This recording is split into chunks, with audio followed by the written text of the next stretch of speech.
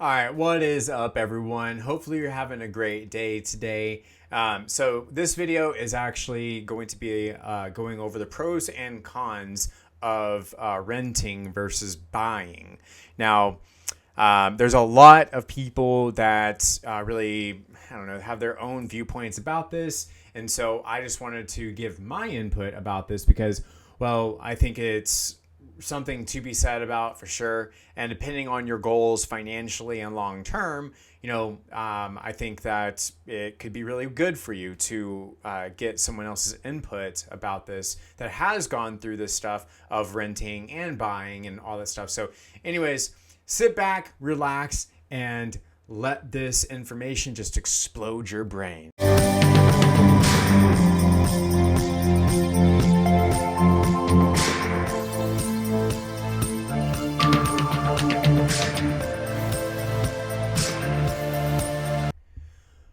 All right, you guys. So basically, to go right into it here, with buying versus renting property here. So I personally, I've gone through most of my life with renting, and it was good for a little bit because, well, it allowed for me to build up my personal income and not having to pay property taxes and not having to do this and this and that. Well, the biggest thing that I found for myself was that when I was renting, I had to worry about my rent increasing. I had to worry about if I was going to have to move to another place. Those are the two biggest things for me personally. And like for me personally, those are my two biggest things. And also you have neighbors, which you're always going to have neighbors. But for me, honestly, the neighbors weren't too big of a deal. Because my neighbors aren't living in my place. But the big thing here for me, I think the biggest thing was just the fact that I started feeling like I was just throwing money away, and I could not stand this thought process of mine because, well, let's be honest, nobody likes throwing money away. So for me, when my wife and I started to look into buying a home, we thought about to ourselves, well, especially me, like I thought, I think it's going to be amazing for us to go ahead and buy a property because now we're no longer going to be throwing money out of the window. Like literally all this money that I've spent over the past decade and then some change would be that like I could have been building equity in a way. So, rather than just throwing money out that I'm never going to see again. And especially if you break a lease, then you have to pay a penalty for that. It's unfortunate and it sucks. So, when you own a home, you get to build equity. Okay. Now, when doing this, when you buy a home, your mortgage, you're paying that. And so you're paying down your loan, which is amazing. But then you also have appreciation of the home. So real estate, people just aren't really making, obviously, no one makes more land. Okay, that's just flat out how it goes. The only way that you can make more land is to destroy whatever shelter is there right now, to destroy it, grade it out, and then build brand new. Now, stability. It's like a big thing for this part is on the stability and the control of it. Like I kind of stated before, is that you as the homeowner or renter, let's say on the renting side, you have no control and you have no stability. Okay. The only control that you have is that you can break a lease and go somewhere else if you want to. That's the type of control that you have. You have to pay a penalty for it, but if you're fine with paying that, then totally cool. And then but that doesn't give you great stability. So if you want stability, then you need to own a home, because with owning a home, you're not trying, unless you're fixing and flipping, then, or maybe even using it as a rental, as in you buy the property and then you rent it out to someone while you collect that income, which is a definite another plus to owning real estate because you have that control. But you're never having your mortgage payments increasing unless you have some type of mortgage payment, like really loan structure, which I'm not on the loan structure side. I'm not a mortgage lender. I'm a realtor. So forgive me. I don't know much about that world, to be honest with you. So it is what it is. I have lenders that I specifically deal with. So that's just kind of how that goes. But so if y'all are in need of any of that advice, definitely I can figure out on making some content for that side. But still the case remains is that you're not going to have your mortgage increasing like you are going to have with renting. So that's a very, very big deal. And also, you don't have to like keep on renewing a lease. So, because at this point you'd own a home. So it's a very, very big deal. Now, real estate appreciates in value, right? So it's a very big deal. Now, when you buy a property, let's say that you're here in California, years ago, you bought your property for $350,000. Yes, $350,000. Well, nowadays, that same property is going to be worth anywhere between $550 to $600, meaning you appreciate it in value. So that makes a very large profit margin for you. It's amazing. It's like you can't get that with renting because renting, again, you don't own it. So you have no rights to the equity build or even the appreciation factor of that said land. Now, tax benefits. So taxes are obviously, no one likes them. Okay. Now, I don't like taxes. Like I probably don't like taxes more than anyone else, sincerely. But the good thing with owning a home is that you can use your mortgage statement. I think it's called a 1098. You use that mortgage statement and you can actually use that as a write-off on some type of, like, to reduce your overall tax liability, if you will. Now with renting, there might be some ways that you can go about doing that. I'm not 100% sure. I'm not a CPA either, so I can't really answer that. So definitely get with your local CPA to figure that part out. But I think you would just be out of that money if you're renting. But the good thing about the renting side is that you're not paying any property taxes on that either. So that's a plus for the renting side. That's I guess a negative, but could be turned into a positive for the owning side. Because let's say again, the owning side, you could have a potential reduced amount on your overall tax liability from your property taxes and all the stuff that you pay out with the interest and the property tax and whatnot. So that's a very big deal for you. So either way, I don't know if you want to consider which one. I mean, I think the owning part would win personally, but if you just don't want to have any type of tax liability at all, then I guess the renting would be the winner there. But I think that's to the perception of the viewer. Now, the sense of owning something, right? So whenever I want to compare this to if you are, let's say that you own a car versus renting a car. Okay. Let's say that renting a car weekly is going to probably run you about $650 a week, right? Well, rather than owning a car, you get to own the car and do the $650 per month. Well, it's a big deal for the renting versus the owning side. Renting, you're going to pay more. Owning, you're going to pay less, and you're going to actually own it. So it's like, for me, whenever my wife and I bought our house that I'm in now, it was a very big deal, still is a very big deal to me and us, because it is, whenever you get to own property, it's so different of just that sincere sense of ownership. You know, you walk into your house and it's like, I own this house. Like, this is awesome. And no one can tell me, because I don't have HOA here, so no one can tell me what to do because I own the property. My wife and I, we pay our property taxes. It's all good to go. So it's a very big deal when you own versus renting, because renting, you're a bit more restricted. Let's say, for example, when I lived in Texas, right? I was always renting out, right?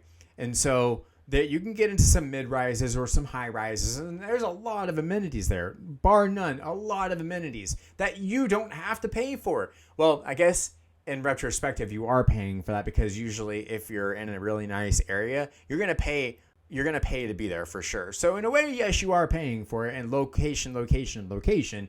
But at the end of the day, you're still getting something really nice. Now, versus owning on that side of things, if you want something to look nice, you have to pay for it. You're having to pay for it in your own sweat, blood, sweat, and tears, because of frustration of having to learn a new trade, or potentially getting screwed over by a tradesman, a contractor that says, oh yeah, you're going to have to pay me 50% up front. And then they just walk off with the money, which has happened somewhat here in California. To my knowledge, has happened a lot over the entire state. But I feel like that kind of happens at a lot of places as well. But at the end of the day, at least I know that I'm also bringing appreciation back into play, which is a very big deal to my family, to appreciate and value for things. So the costs that you can actually predict, okay, this is a very big deal, because let's say like with your monthly home, let's say your utilities, for example, that's a big deal. Your mortgage, that's a very big deal. That's predictable. And depending on what type of loan you have, to my understanding, they can go up, they can go down, kind of depending on what you've got set up here. But the biggest thing is that with owning versus renting, owning is overall very predictable. Very predictable. The only unpredictable side of things is that if something was to, let's say, like a pipe bursted in my bathroom, let's just say that, for example, which I really hope that doesn't happen, knock on wood. So let's say that a pipe bursts. If I don't have if my home insurance policy does not cover that, then I'm screwed. And now I have to pay out of pocket, hire a plumber, all that stuff. Or I have to figure out the trade and do it myself. So that's that part. When you're renting, you don't have that responsibility at all. You don't, because you're renting the place. All you have to do is call up property management and say, hey, look, you guys, hey, Sarah, my pipe just bursted in my bathroom. Now I've got a huge ocean in my house. I need you to come and I need you to get someone out here immediately and get this thing fixed. Because, well, honestly, other tenants are not going to like that either.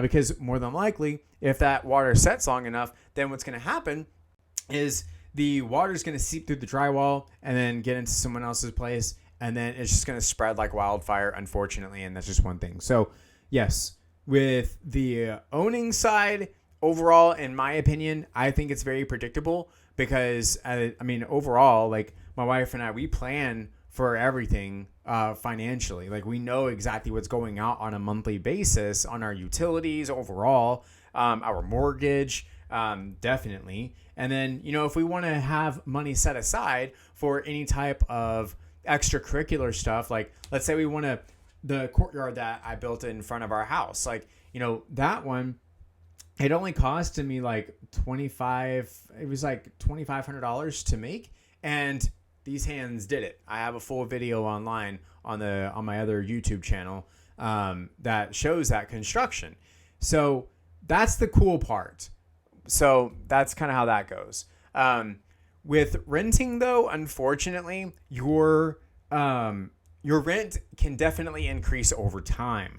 So if, let's say, 1 year it's at, $2,000, and then the next year it raises $200, so making it $2,200, then that's never great, because now you are already, let's say that most people in this day and age, let's say May 31st, most people are definitely in that phase of life right now, economic times, with financial distress, and adding $200 on a, let's say, $2,000 rent is devastating to most people. Unfortunately, that's just the way it is.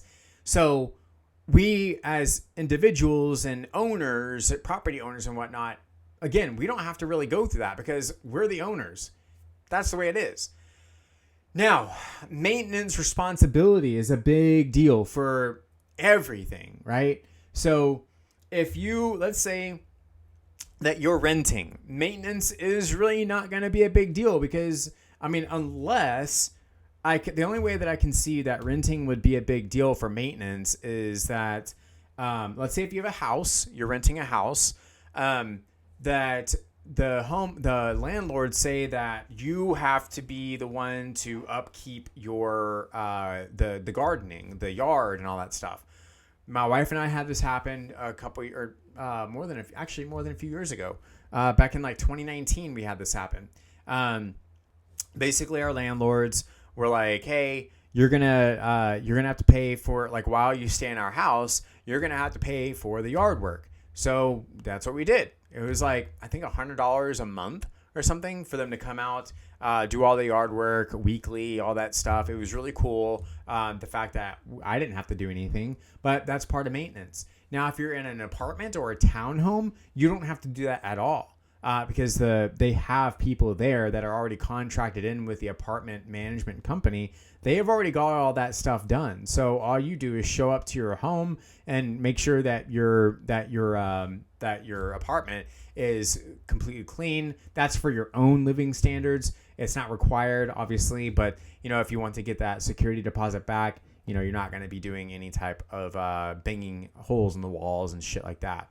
But for maintenance wise though, it's as a homeowner, there's a lot of different things that can definitely arise because now, once again, you're the owner. So if there's irrigation that needs to be replaced, you have to do that. If there's gardening that has to be done, you have to do that. If there's pest stuff that needs to be done, you have to do that. If a pipe bursts, you got to do it. Unless some of these things are covered by home insurance, and that's like the only other way that you can get around it. But hey, that's that. And then let's see here. So this is something that I covered a little bit earlier in this video, but definitely something worth mentioning again is going to be, I guess, like in the words of like mobility and flexibility. So, and what I mean by this is that, let's say that you're in an apartment and you want to move, okay? You can freely do that very easily. All you have to do is, let's say if you're terminating your lease early, then great, you terminate your lease early and you go from there. But if you, let's say you already lived out your lease and you can go, then they'll give you some time to leave and you make sure that all that stuff is good to go. However, whenever you own a property, now you have to hire someone like myself, a realtor. Now, the thing is that you don't always have to hire a realtor. If you watch my one of my last videos of pros and cons of being a FSBO, which is a for sale by owner, there's a lot of people that do sell their homes on their own. However, these same people that are selling their homes on their own are staying on market for about 180 days, which is never good for any property at all, because it's really telling the people, the buyers, that, hey, there's something wrong with this property, and it's either there's something wrong with the property or it's just price. Most, like 9 times out of 10, it's just price, or the owner is just a really nightmare, like a huge nightmare to deal with. And let's be honest, no one wants to deal with a nightmare situation. It's already tough enough to buy a home as it is. So that's that. But the whole thing about it, once again, is that if you own a property, then you have to be the one to sell the property. And then that's another 30 days or 60 days, depends on how good your realtor is or isn't. And you have to go from there. And then you have to get a new loan going, pay your current one off, and all that stuff. So it's a huge headache. Honestly, it is. But that's where some people, and a lot of people would rather be in that situation of owning a home, because at least now, yes, they're having to go through the stresses, if you will, of selling the home, but at least they're getting the appreciation factor kicks in to where they're getting more money back than what they purchased the house for, which is always a good thing. Always a good thing. But with renting, I would say that's a win for the renting, because on the rental side, again, you can up and leave and move whenever you want to and go to another property. It doesn't matter. It's all good. As long as you pay your penalty for breaking your lease, if that's what you did, or you served your lease out and now you just have to get your security deposit back, as long as there's no holes in the wall and dog piss everywhere, then hey, you're all good to go. So I would say that's kind of a win for the rental side, but also a huge win for the owning property side because, well, once again, you're getting more money back for the property, hopefully at least. Now, upfront costs. Renting definitely wins the cake for this one, 100%. Because when you buy a property, okay, you have to come up, nowadays, you pretty much have to come up with about $20,000 here in California to buy a property. That's going to be your down payment for your loan. That's going to be your EMD. Then that's going to be your home inspection as well, which is usually about $400 here in California. Renting, you don't have to do that at all. Not at all. All you do is go to the property management company, say, hey, my name's Damian. I'm interested in renting one of your properties. Then they say, oh, okay, well, let me go ahead and see what I've got in inventory. Then you say, okay, that sounds great. And then they go ahead and show you like you're buying a car. Literally, like you're buying a car. It's that easy. And then if you like it, all you have to do is pass a background check or credit check and then and like a finance check, and you're good to go. All you do is, to my understanding, I think you just pay up. It's been a minute since I've rented, but I think you just pay like 2 months in advance, and then you just pay your regular rental, and that the 2 months in advance is usually your security deposit. Now, my wife and I, before we purchased our house, we were mainly renting houses because that's the only thing that really made sense for our family. So, you know, for me, like especially being here in California, it was definitely one of those things that it's a pain in the ass already to deal with, and to find a property, an apartment that's less than $2,000, because right now the going rate for an apartment is $2,000 a month. That's here in California. If I was to rent a house, I can easily find a house for $2,000 a month. So for us in our household, it made more sense to rent out a house, which again, that's kind of where you incur some of these maintenance fees and all that stuff, depending on the landlord. So I say absolutely, the renting absolutely comes as a winner for the upfront costs. Now, here is one thing that I think is a winner for the rental side as well, is the potential risks that can happen, okay? Owning versus renting. Now, when you own a property, okay, there's so many things that can happen. You can have a depreciation in value depending on what the market and what the world economy is doing, different unexpected repairs, and even the possibility of foreclosure if you fall behind on your mortgage payments. And, you know, if you lose your job or something, that's a very big deal. Like, I, as a realtor, I help people also that are going through pre-foreclosures, and it's such an unnerving thing to even talk about with these people because, you know, going through let's say a pre-foreclosure phase is like you're far behind on your mortgage payments. That's never a good thing. And so when you're renting, you don't have that situation over your head.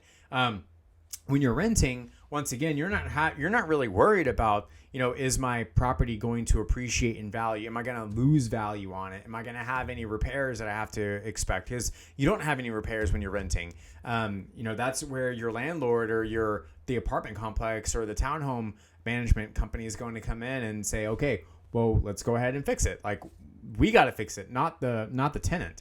So definitely a big win for the rental side for sure. So, but yeah, obviously at the end of the day, you know, renting versus owning absolutely comes with both their wins, their strengths and weaknesses. And it's definitely all about the financial situation and circumstances that the individual is in. So, if you need to save some money, I would absolutely say go ahead and rent, so you can have that time to go ahead and, build up your piggy bank account and go from there. If you're trying to own a property, definitely get with a realtor like myself that is going to do some research for you. You have to make sure that you know what you're looking for and what you're wanting, so you can tell the realtor or the agent saying, hey, Mr. Realtor or Mrs. Realtor, this is what I'm looking for. This is the city that I'm looking for. This is my budget. And only say the budget if you know that is your budget. If you have a pre-approval in hand directly that's already been underwritten and everything of that nature, then good to go. But if you are the type that you don't have that at all, then you need to be upfront with that as well and just say, hey, look, I don't know what my budget is. So if the realtor is good enough, which for the most part, I believe that most realtors should have these connections already, like myself, then, if you came to me and said that, I would tell you straight up, okay, well, we need to get you on the ball with my lender, Derek Couture over at Able Mortgage, and you're going to be set. He's going to let me know exactly what you are approved for. So it lets me know exactly where we're going to be and how much house we can get you. So that's kind of how that goes.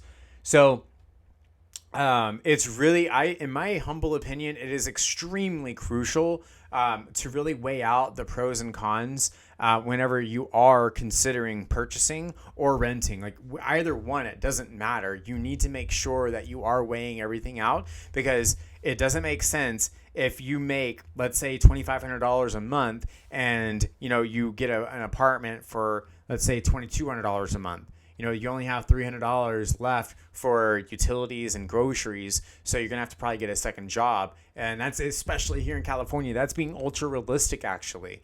Let's say over in the South, Texas, you can get away with getting a nice property for, let's say, $1,500, and the pay is even better over there as well, because the kind of financial economy over there, cost of living and everything is so much cheaper, which is one of the reasons why a lot of people are moving out of California and going over to Texas and Arizona and Oklahoma, and even more than anything else about I believe it's definitely going to be Tennessee and Florida. So anyways, well, that is the video today, you guys. I hope y'all enjoyed it.